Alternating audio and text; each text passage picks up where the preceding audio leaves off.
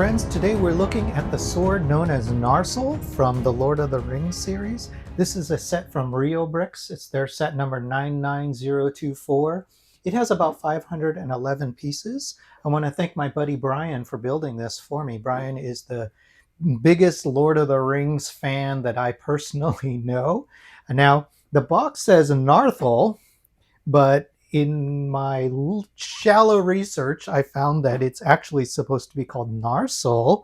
And this is the sword that in the movie, the beginning of Lord of the Rings, you might remember shards of it were used to cut the ring off of Sauron's finger.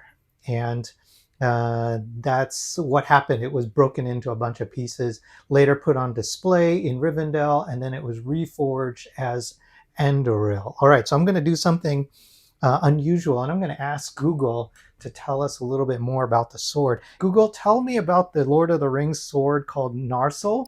Narsil was a legendary longsword forged by the dwarf Telchar in the First Age. It became the symbol of Elendil's kingship.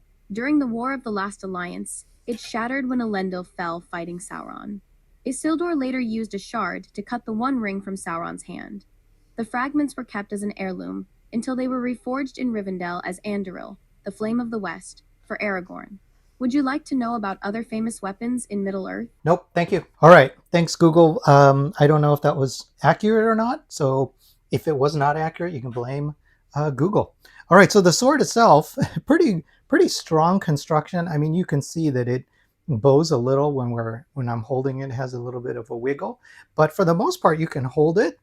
And it is strong, it's sturdy, it has a lot of this brick construction, and then it has these tiles that hold it together. So plate and then tile that holds it together, tries to keep it rigid. Near the end here, you see that it's got a lot more of that rigid construction in order to get all the way to that end point there. It uses the dark gray as well as this kind of silver chrome painted pieces. It sounds like a clever Lego build. Hey, Google, stop! Structural... All right, I don't want her butting in. It also has these decorations in here. These are stickers. My understanding is that these are supposed to be dwarf runes, and I had Gemini translate these, and it said that they were not written quite correctly. They're not quite written to be film accurate or accurate to what maybe the book might dictate. So that's something that at least Gemini is thinking. And then as far as the sword handle itself, pretty nicely done. A little bit of gold in here. Same with these end pieces. These are parts right here are probably the only ones that are fragile where you could accidentally knock those pieces off. But for the most part, everything else is pretty sturdy. I like this detail right there with that circular tile. All right, so you might be wondering about the handle itself. So this is sort of almost like a fake leather, and it comes in a roll. It has an adhesive end to it, and what I did was I just used the instructions. I followed the instructions and wound it around. So I took that tape and wound it around. It's almost like what you'd get with a tennis racket, I would say.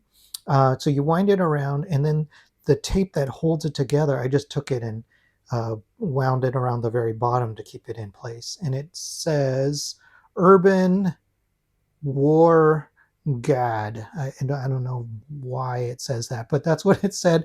And it was a convenient piece of tape to hold that loose end in place. And then this end stays in place just because of where it is. I don't know if there was adhesive on that end. Probably not. All right. And it feels good to hold it there. Really good texture to it. All right, so that's the sword, and let's measure it real quick. So it measures at just over 45 inches or 115 centimeters. So it's got pretty. I don't know if that is an accurate length or not to the one that is supposed to be in the in-universe, but that's your measurement for it there. All right, so there's my look. Hope you got to see everything you wanted to see. Like the video if you like it, and subscribe. I'll be able to keep finding interesting sets like this to share with you. Thanks so much.